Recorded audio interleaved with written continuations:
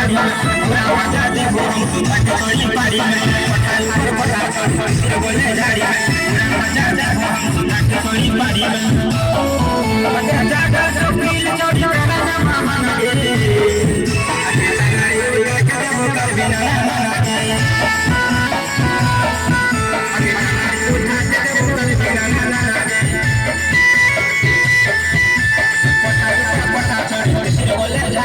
हम सुता के तोरी